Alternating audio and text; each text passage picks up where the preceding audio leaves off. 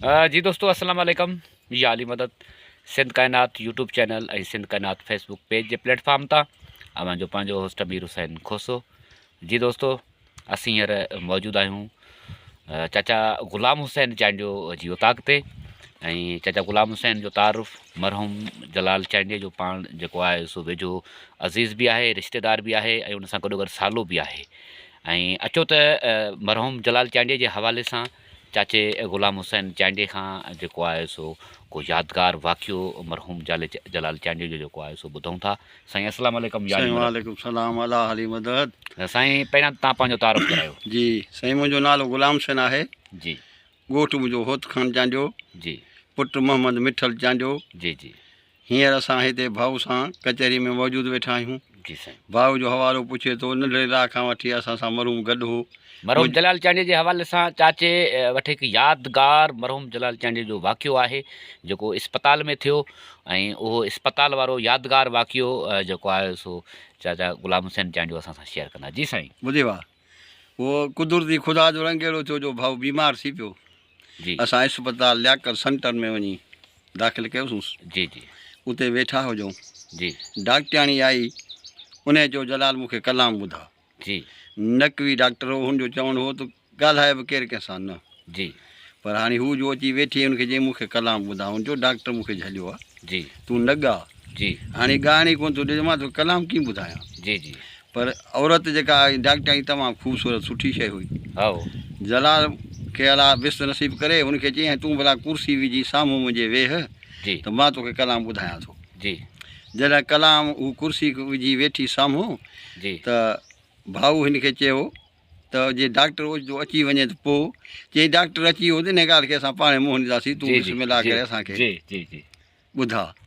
पोइ हिन कलाम चयो, इहो कलाम चई त मुंहिंजा मिठा ईंदे कॾहिं मूंखां पुछण जे वास्ते, वाह साईं देरि वाह। नाहे दम जी दिलि भर दम ॾियण जे वास्ते। जी बिल्कुलु मरहूम जलाल चांडिया जो इहो मशहूरु कलाम हो। जी जी को हुजे अहिड़ो सॼण जो मुंहिंजी ख़बर तोसां करे, जी फी सबीलिल्लाह कोन्हे कमु करण जे वास्ते। वाह वाह वाह। मुंहिंजा मिठा ईंदे कॾहिं मुंहिंजा मूंखां पुछण जे वास्ते। वास्ते इहो चई अञा बसि कई त मथां डॉक्टर अची वियो। जी हुनजो जलाल मूं तोखे झलियो आहे जी त दा न ॻाह, जी पर तूं ॻाल्हाइण हिन खां ॻाल्हा बि न, पर तूं कलाम पियो थो चवीं, जी छा ज़िंदगी खां बेज़ार आहीं। जी हिन चयो साईं मां हिकिड़ो अर्ज़ु कयां थी कर, जी चई अहिड़ा माण्हू साम्हूं मुंहिंजे अची वेहनि था, चवनि था कलाम ॿुधा, जी भला जे मां मरी पियुसि जी त घोरी जान जतन था। जतन था। वाह साईं वाह वाह। ॿुधी, जी घोरी जान जतन था। जतन था। डॉक्टर खिलंदो खिलंदो हलियो वियो। जी ॿुधी, डॉक्टराणी उते वेही रहे, आख़िर साबित कलाम ॿुधाईंसि, ॾाढी राज़ी थी, ख़ुशि थी वई।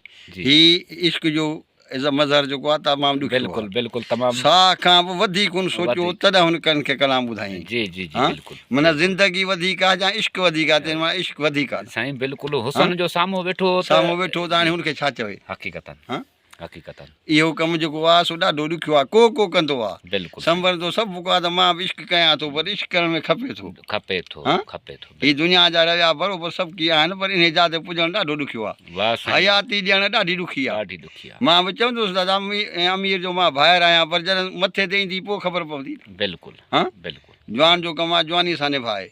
आख़िर जॾहिं ख़ुदा जो रंग अहिड़ो थियो, जलाल दुनिया मां लाॾाणो कयो, जी उहा डॉक्टराणी असां वटि 3 ॼहाड़ा पथर ते असांजे घर मौजूदु रही। वाह। कारा कपिड़ा, जी मथो उघाड़ो। जी ॿुधी, जी उहा असां वटि फ़ी हफ़्तो सॼो जॾहिं जेसीं भाऊ जो जुमाणो कयोसीं, जी तेसिताईं हू असां वटि घरनि में मौजूदु रही, घर न वई।